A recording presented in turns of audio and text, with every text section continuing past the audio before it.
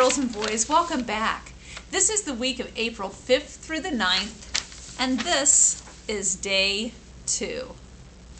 Let's review all the items you're going to need, and then we'll get started. The first item that we always start with is our nameplate. And your nameplate you should have, because every student who's in the online program has received one of these, and we use them every single time we get together. Yours should look something like this with your name on the front. And we always use a dry erase marker, so make sure you have that. Today we're going over letters J and K. It says J is for Jello, and K is for keys. So these two letter worksheets with the dots on them, you'll need those. And we're going to practice tracing letter J, K. So there are lots of J's on this side, uppercase, lowercase, and K's, uppercase, lowercase. And then I have a great book that I think you'll enjoy. So first of all, let's get our nameplate, get your marker out, and let's start tracing. Always take your time. And then hold it up so I get to see it. I know some of you are ready to turn it to the back side and use no guide, and I love when you do that. It's always fun. Here's my nameplate. If you need an extra second, put the video on pause and then you can take your time. Thank you for sharing. For letter J, this is the sheet you're going to pull out. Here's a capital J, and here's a lowercase j. J is for Jello. You're wondering, what are we going to do with Jello? Pretty fun. I'll show you what the finished product looks like, and you can work on this when you get some time. Make sure you have an adult who helps you out. It's going to look something like this. You're going to put dots of glue on the dots in the letter Jello, J. That's the sound the J makes.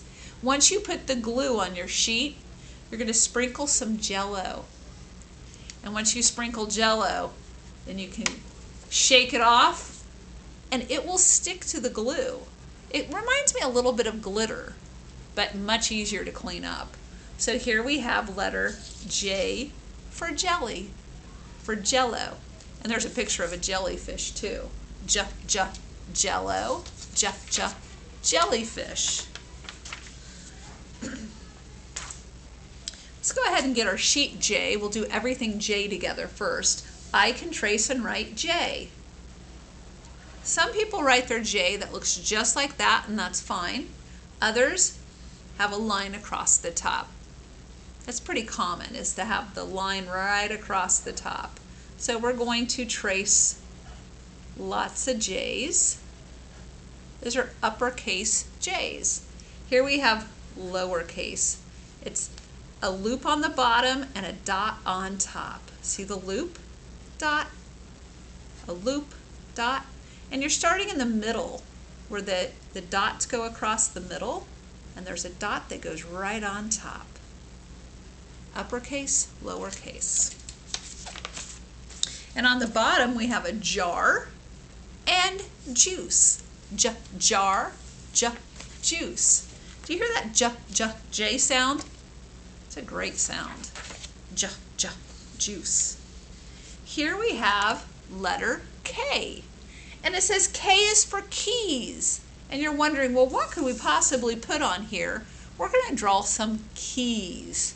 There are many, many different kinds of keys. I think the easiest way to draw a key is to make a small oval, and then you put a line across, and then you just put a little line on the bottom. So again, I'll do a big circle, line across, and then a little line down. And that's an old-fashioned key. Sometimes they'll call it a skeleton key. You don't have to fill in every dot.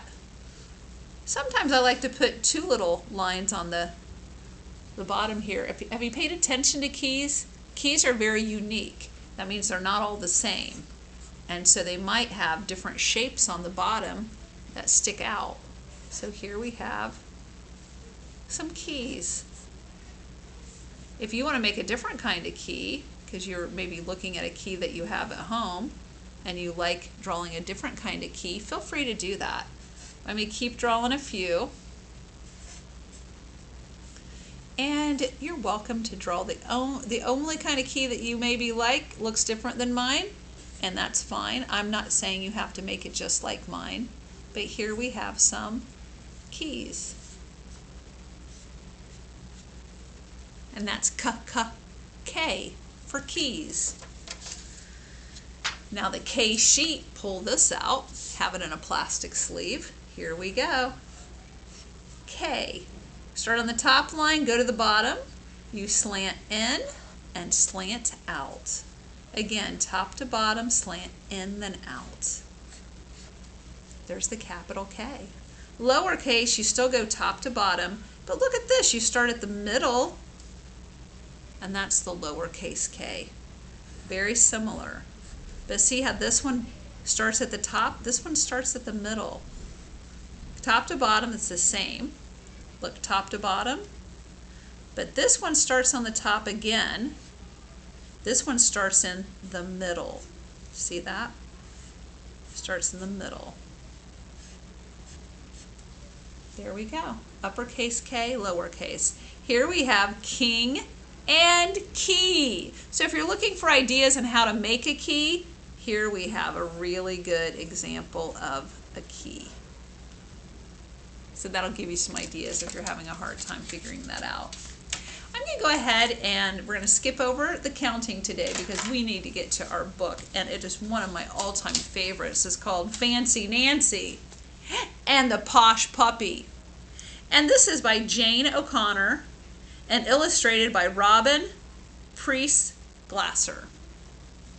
It's just such a great series. My daughter loved it when she was much younger. And posh is kind of a fancy word for saying fancy. Posh. I am ecstatic. That's a fancy word for happy. We're going to get a puppy, a real one. She's always using fancy words. I help Mrs. Devine take care of Jewel. That's the little doggy. We take her to the beauty salon.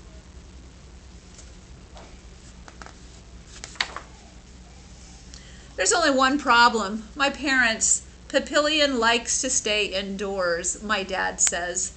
They're too little, so she can't have the same kind of dog. And delicate, my mom says. What about one of these dogs? I shake my head. Too big, too brown, too plain. Sometimes it's hard being the only fancy person in a family. Then I get an idea that is spectacular. That's a fancy word for great. We can puppy sit for Jewel. My parents say okay. So does Mrs. Devine. My family will see how happy we'll be with a Papillion puppy. I introduce Jewel to my doll, Maribel. I show my sister how to groom Jewel and how to scoop her poo. Very fancy. My sister wants to hold and kiss Jewel. I tell her, you must be gentle. What a responsible girl you are, my mom says. Some dogs is going to be very happy. Two of my favorite friends are always walking their dogs. Come over to my house, I say. I'm puppy sitting. All the dogs can play together. Is that a good idea, getting all the dogs together? Rusty splashes in the wading pool. Jewel hides behind her legs. Scamp plays fetch. Go, Jewel. Go get the ball, I yell. Jewel just looks at me. She gets exhausted pretty quickly. I tell my friends, that's a fancy word for tired. The word exhausted means tired. While Jewel gets her beauty rest, we have refreshments. Oh no! Look what my sister is doing. Poor Jewel is terrified. Mom, come quick! Jewel is going to be sick.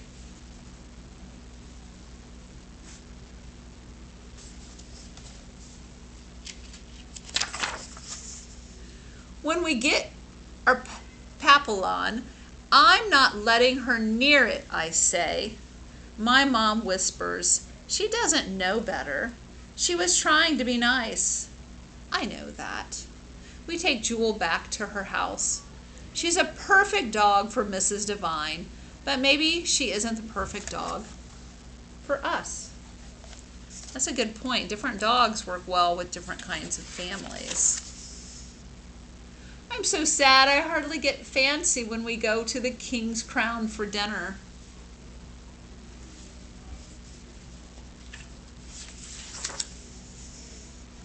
On the way home, we drive by the animal shelter. Let's take a look, my mom says. All those dogs need a family to love them.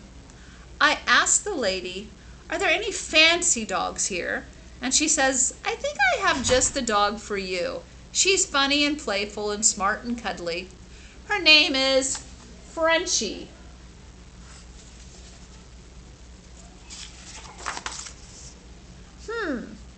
Frenchie. I like the sound of that. Frenchie runs right to me and jumps in my lap. She likes it when my sister hugs her. Frenchie is the perfect dog for us.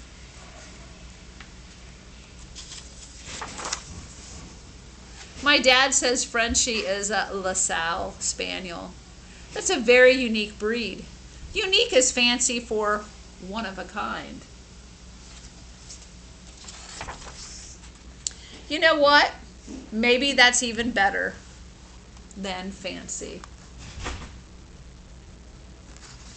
So in the end, our friend Fancy Nancy gets her dog.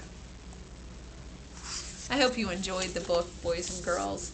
And please go to the description box below and you'll be able to see a link to a video I'd like you to watch that goes along with what we've been studying. And when we're at school, we're going to be having some show and tell time. So students are welcome to bring in a picture of an animal. It can be an animal they have now or they used to have, or maybe a relative has an animal they really enjoy, and they can show us the picture and tell us some stories about their animal. I hope you do well, boys and girls, the rest of the week, and I will see you soon. Bye-bye.